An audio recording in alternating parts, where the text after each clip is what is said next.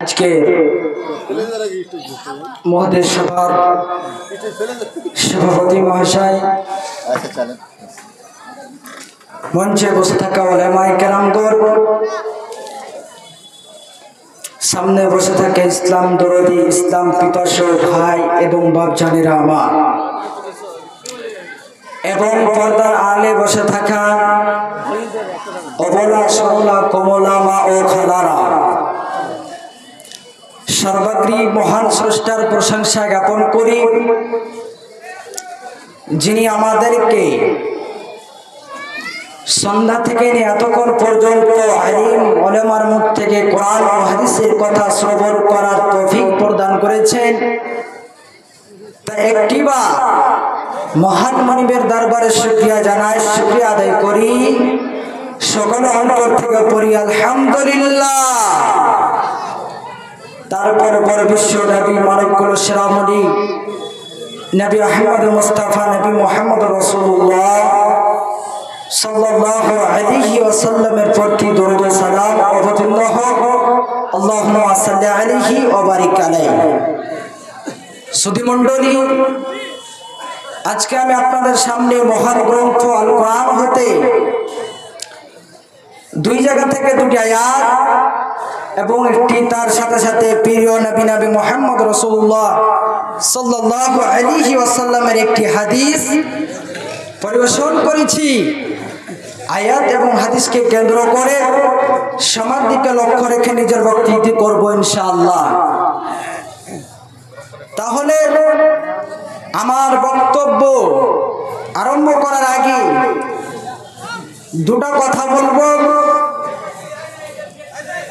যে এইরকম মাহফিলে বসতে গেলে আল্লাহ রাব্বুল আলামিনের তরফ থেকে যেন শান্তি বর্ষণ হয়, এবং দ্বিতীয় হচ্ছে আল্লাহর রহমত যেন আসে, এবং আপনারা যে এখানে বসে আছেন কত সুন্দর করে এইরকম মাজলিসে আল্লাহ রাব্বুল আলামিনের অগণন ফেরেশতা যেন আপনাদেরকে ঘেরোয়া করে নিয়ে বসে আছে। তাহলে এইরকম মাজলিসে আল্লাহর শান্তি, আল্লাহর রহমত, আল্লাহর অগণন ফেরেশতা যেন এখানে আসে, বর্ষণ হয়, তাহলে আমরা এইগুলো জায়গা থেকে কেন দূরে? ভাইজান, বেশি এইদিকে আসবো না। আল্লাহ রাব্বুল আলামিনের আজকে আমরা বান্দা। আল্লাহ রাব্বুল আলামিন আমাদেরকে অনেক কিছু নিয়ামত দান করেছেন।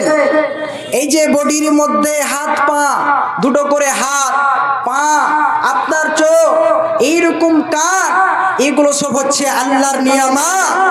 এবং পৃথিবীতে আপনার অনেক কিছু দিয়েছে, জায়গা জমি ধন সম্পদ, গাড়ি বাড়ি, দালান বাড়ি, এইরকম করে আল্লাহ রাব্বুল আলামিন নিয়ামত দান করেছেন। তাহলে যদি এইগুলো বলেন যে আমি আল্লাহর প্রশংসা করব, এই নিয়ামতগুলো আমরা আদায় করব, জীবনে শেষ করতে পারবেন না। পৃথিবীতে যতগুলো গাছ গাছালি আছে সমস্তগুলোকে যদি আপনি কলম তৈরি করেন, আর পৃথিবীতে যত নদী নালা আছে, তালা পুকুর, সমস্ত নদী নালার পানিকে যদি কালি অর্থাৎ সিয়াহি তৈরি করে যদি বলেন আল্লাহর প্রশংসা লিখতে আরম্ভ করব, তাহলে সব কিছু শেষ হয়ে যাবে।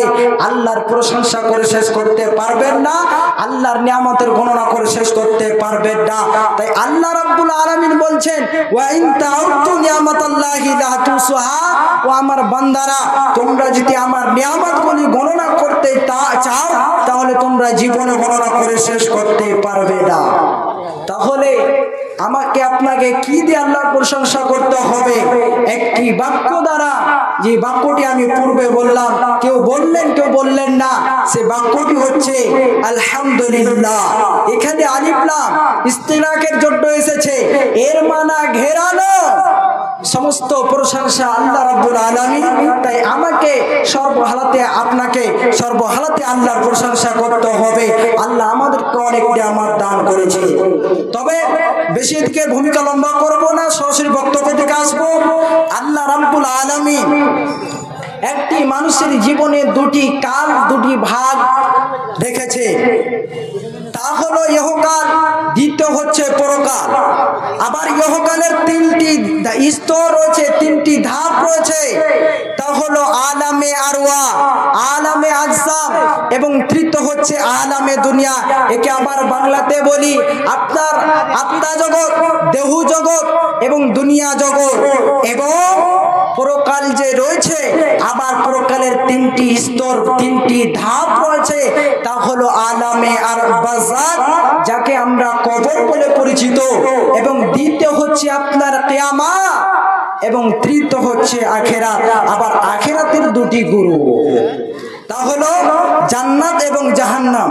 জান্নাত এমন একটি জায়গা যেখানে বান্দা যেতে গেলে একেবারে আরাম, আয়েশ, ভোগ বিলাসের জায়গা, এক কথায় শান্তির জায়গা।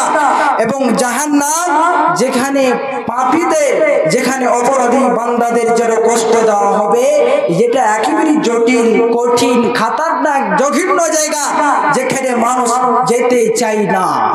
সেই জাহান্নাম একেবারেই যেন শাস্তির জায়গা। তাহলে আমাকে আপনাকে আজকে সেইগুলো দিক থেকে কেন ভয় নাই? জাহান্নাম বলে কেন ভয় নাই? অন্তরে আজকে ঈমান নাই, অন্তরে আল্লাহর জন্য ভয় নাই। আজকে আমরা জাহান্নাম বলে ভয় করি না, আজকে আমরা অন্তরে আল্লাহ বলে বিশ্বাস রাখি দিই। তাই বলে আপনি সেইগুলোকে দেখে আপনি যেন ভয় করছেন না। আজকে মানুষের 60 বছর, 50 বছর, এইরকম 70 বছর পার করে দিল, দেখেন সে বেনামাজি, মসজিদে কয়টা দরজা রয়েছে সেটাও জানা না গো। জি, এইরকম আজকে পৃথিবীতে মানুষ এত যেন এইরকম যেন গুনাহ করে, আর যেন নিজেকে এইরকম গুনাহ করে করে জীবনটাকে কালা করে যেন পৃথিবীতে চলছে, বলার সীমা নাই। তাহলে আল্লাহ রাব্বুল আলামিন আমাদেরকে সৃষ্টি করেছেন কেবল তার ইবাদত করার জন্য। তার আমাদেরকে ইবাদত করতে হবে, তার পূজা পাঠ করতে হবে, তার দাসত্ব করতে হবে। আমার আপনার সারা পৃথিবীর বান্দাদের এটাই কাজ।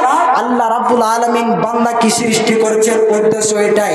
তাহলে আমাকে আপনাকে আল্লাহর ইবাদত করতে হবে। তাহলে আমাকে আপনাকে ইবাদত করার সাথে সাথে জাহান্নাম থেকে পরিত্রাণ চাইতে হবে, যাতে করে জাহান্নাম থেকে বাঁচতে পারি এবং জান্নাত যেন লাভ করতে পারি। আল্লাহ রাব্বুল আলামিন আল্লাহ রাব্বুল আলামিন পবিত্র কোরআনের মধ্যে কি বলছে? আল্লাহ বলেন, বিসমিল্লাহির রহমানির রহিম, ওয়াল্লাযীনা ইয়াকুলুনা রাব্বানা সরিফ আন্না আযাবা জাহান্নাম। আল্লাহ রাব্বুল আলামিন সারা পৃথিবীর বান্দা বান্দীদের শুনিয়ে দিলেন, ওরে আমার বান্দারা, তোমরা শুনে নাও, তোমরা শুনে নাও। যারা বলে হে আমাদের প্রতিপালক, হে আমাদের আল্লাহ মালিক, আপনি আমাদের থেকে জাহান্নামের শাস্তি দূর করুন, আপনি আমাদের থেকে জাহান্নামের আযাবকে সরিয়ে দেন, কেন না ইন্না আযাবাহা কানা গরামা, নিশ্চয়ই জাহান্নাম হলো ভয়াবহ, বিপজ্জনক, ভয়াবহ, খাতারনাক।